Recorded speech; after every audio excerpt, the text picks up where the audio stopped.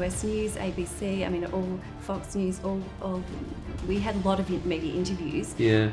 And look, we're private people, and it's not something That's we do not lightly. something, that's right. But I wanted to be able to say to the kids, we did everything we could.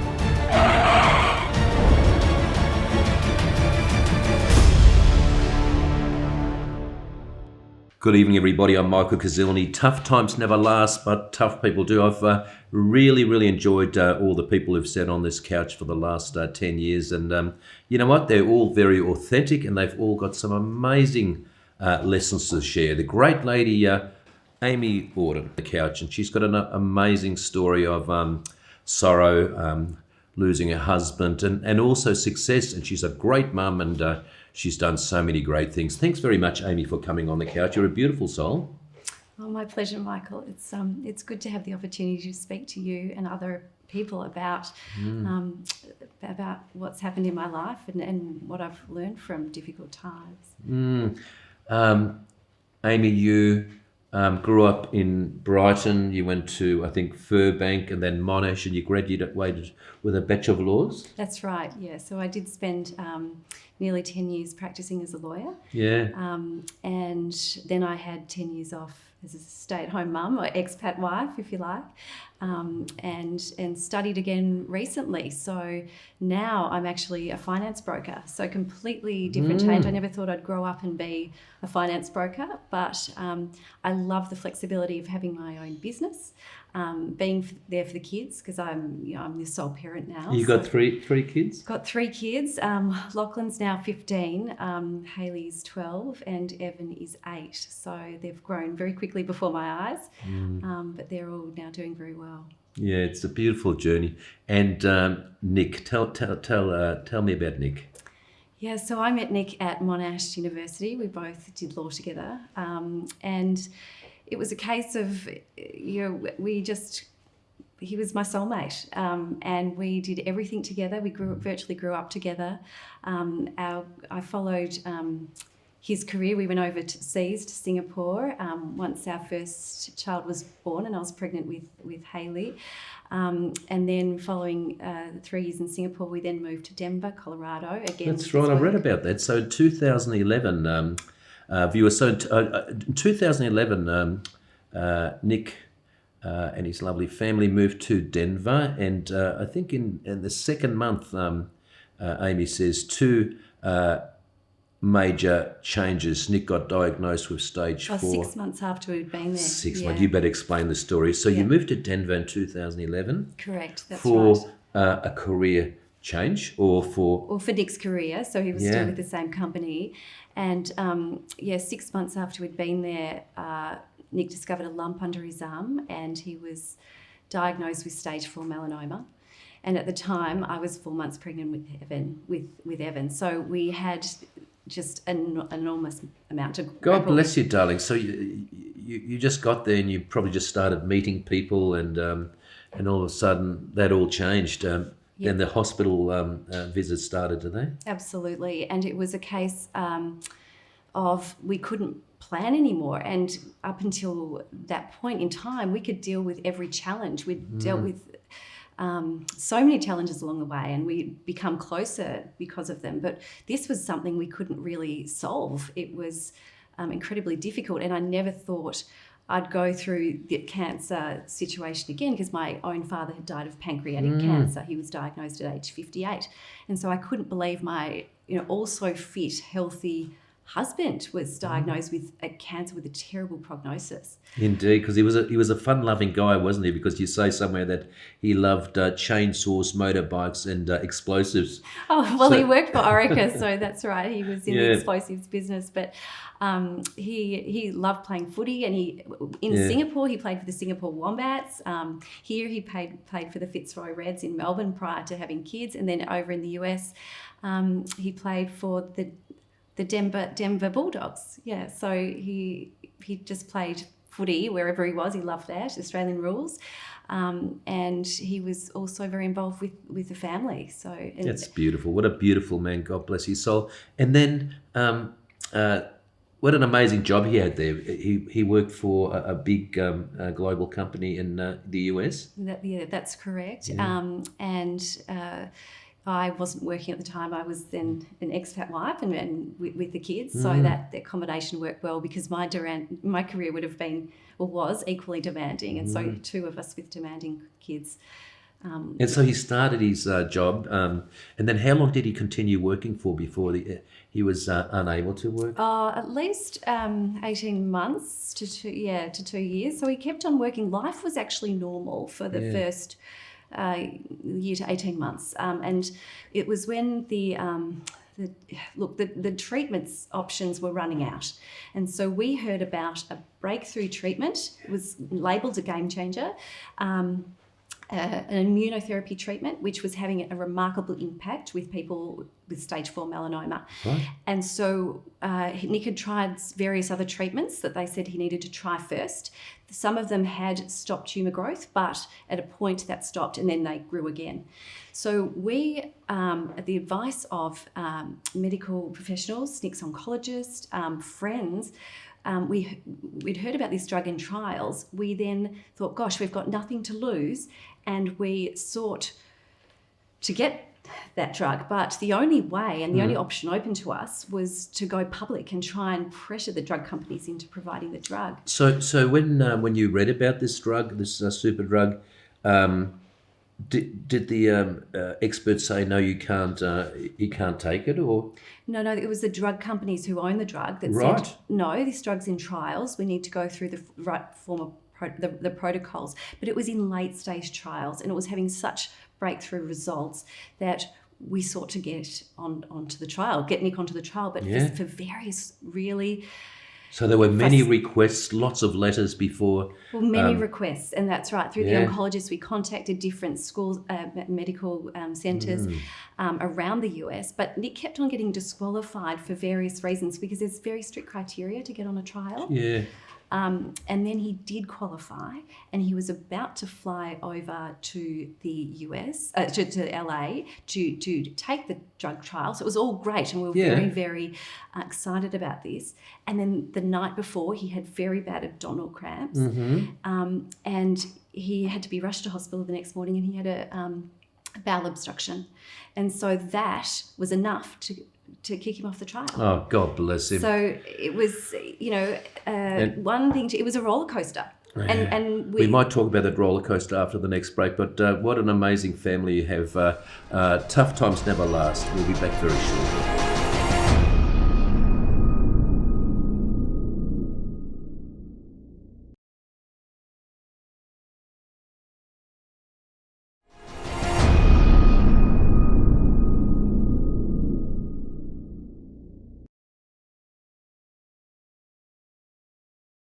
Welcome back to the show. Amy Auden's on the couch. What an incredible story of joys and sorrows.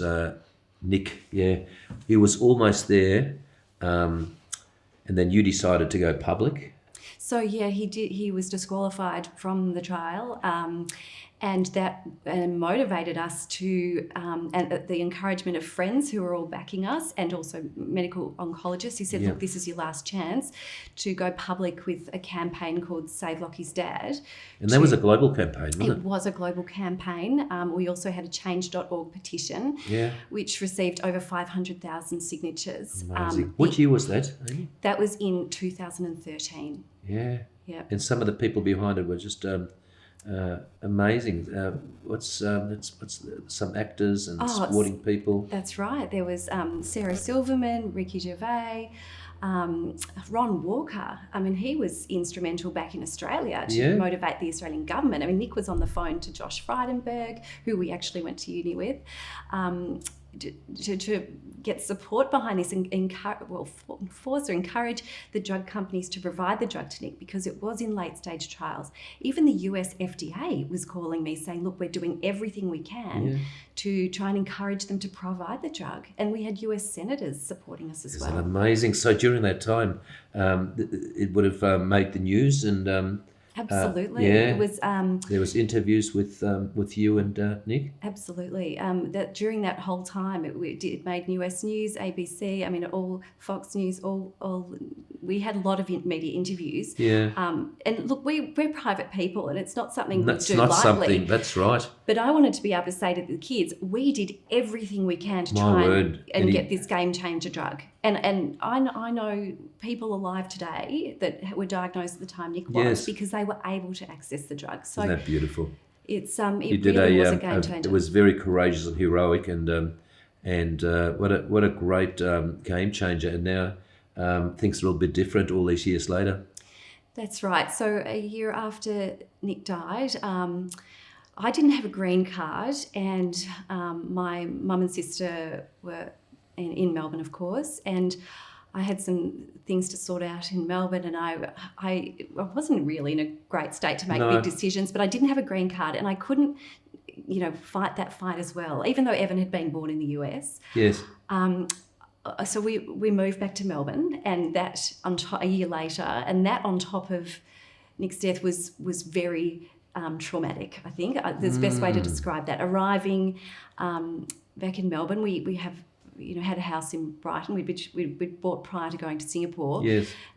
So we moved into that house, and the kids really didn't know where to put themselves. They had to go to new schools. It was very traumatic. So it was starting from scratch, and back in Melbourne without Nick, and When Nick passed away, God bless him, on the 22nd of November 2013. That's correct. Where? Here in Australia? No, we were in Denver. Denver? Yeah, that's right. We didn't get the drug, and the campaign was not successful, even though the drug companies received so much pressure. 4 months after Nick died, they agreed to make the drug available on a compassionate use basis, which we'd been trying to get for ourselves, but then they made it available to everyone in the US on a compassionate use basis. So that was a breakthrough, that other people with stage 4 melanoma were given that opportunity to get the immunotherapy drug. But it was only 4 months, and Nick missed out. So, I mean, look, it's a lot to grapple with, but I'm moving forward. You're need amazing. to focus on moving forward. So you're amazing. So you're working. You're balancing it all. You've got 4 beautiful children, or Three. 3 beautiful children. How old are they now? So they're 8, 12 and 15. Oh, you're doing an amazing job. So it's been 8 years. Tell me about those 8 years. And you described Nick as your soulmate. It was a beautiful relationship. And how do we get through those difficult times? Well, that's a really good question. I think you have a chance to go on or not. That's your choice. And with 3 kids, I had no choice. I really didn't have an option. I had to choose the go on path. And people say to me, how do you do it? But I had no choice. So given that, you've got to go, okay, I've got to make the best of it. I've got to move forward. I've got to make it better. It can't get worse. It cannot get worse. So you go forward on a path and you try and stick to it. And there are deviations. And also I had in the back of my mind, we had amazing support back in the US, and I had an amazing grief group at a place called Judy's House, which was started by a Denver Broncos footballer who lost his mum young. And they brought us into the Judy's House family back in Denver, and the lessons I learnt there stayed with me. One of them was, drugs and alcohol, although they numb the pain, they will delay grief and make things worse. And so I'm not a big drinker, and I've never taken drugs anyway, but there were people there that, were heavily reliant on alcohol. And I know in tough times, that's what can happen. That's what people do. And so I had that in the back of my mind. I don't want to delay the grief. I need to experience the grief because it's a process, and it's a path you need to, as a human, go through. Your body needs to process that person is not there anymore, and you need to do it being cognizant of where you're at. So I did not succumb to drugs and alcohol. I swore a lot, and I know swearing is a bit of an outlet, so the kids had a swear jar for me because I got a bit frustrated at times. But I just had this path. I've got to make it better, and I've got to make it better for the kids. And Nick would want that as well. I take my hat off to you. That's really, really amazing, Amy, how you describe that. You're so disciplined about it, because it does take time, and time heals, and the hurt will always be there. But congratulations. We'll find out about your new career shortly. But thanks for joining us, and thanks very much for watching.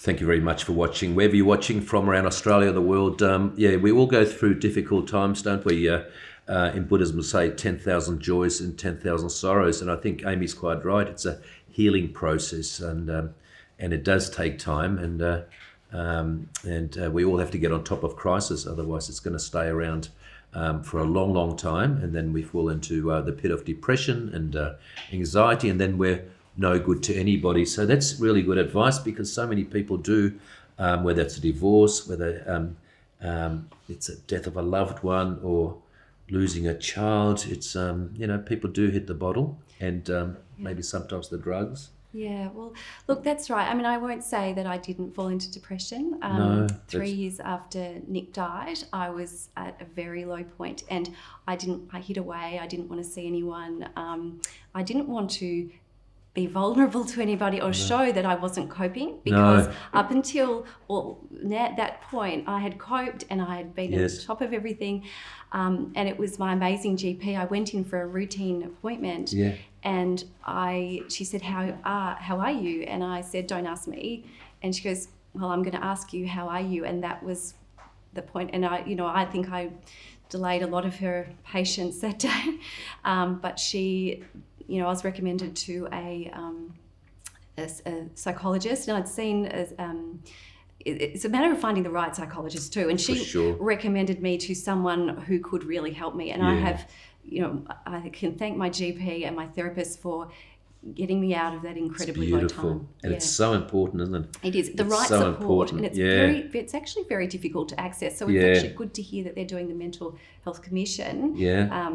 And the reports, they're actually the government's looking at it as a real issue, because, I mean, I am educated and I've got resources, and if you don't, it can be lost, and you can go you don't know where to turn. But then I had a GP who could recognise and go, okay, this is what you need. Terrific.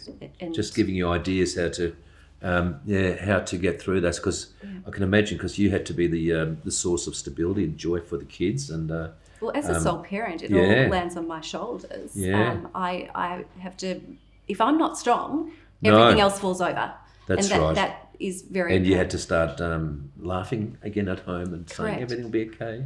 That's right. Yeah. Yes. Yeah. And they know it if you fake it as well. So you really have to. Yeah, that's right. That's right. Yeah. No, it's amazing. And then Olivia Newton-John, you were a volunteer in Gaia. So I went to work there in a business development role for 9 months at the Olivia Newton-John Cancer Research Institute, as part of, it's next to the Austin Hospital in Heidelberg, and I was approached by the medical director soon after I moved here, and look, that was a wonderful experience to work out there, and a great working with wonderful group of people on the board, and I enjoyed doing that. However, there was a time, my experience that I had there, where one of the patients, I was in with the medical director, and one of the patients was being shown before and after scans, and the before scan was his body riddled with cancer, and the after scan was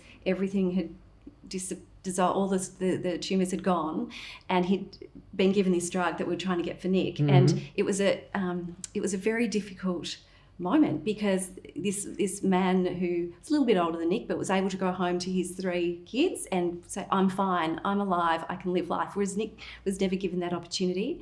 And Jonathan Sabon, the medical director at the time, he texted me after and said, are you okay? But I actually wasn't okay after that, and I needed to sort of step back and step right away from cancer, I think, at that point, and be there for the kids. And so I didn't work for quite some time, and I reevaluated what I would do as a career, because I need to support 3 kids.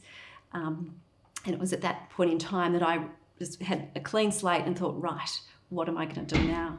And I studied again. Amazing. What did you study? I studied finance broking, so I couldn't imagine going back in my early 40s to study again, because I'd done law many years worked at before. BHP as an in-house counsel for 10 years. And, that's correct. And now you're the director of South Yarra Finance. Yarra South Finance, that's right, yeah. So south of the Yarra, so it's the other way around. Yarra South Finance, that's right. What's it called one more time? Yarra South Finance. Okay. Yeah, so it's run my own finance broking business, and I'm absolutely loving it. It's flexible. I can be there for the kids. It's wonderful. My clients are all wonderful.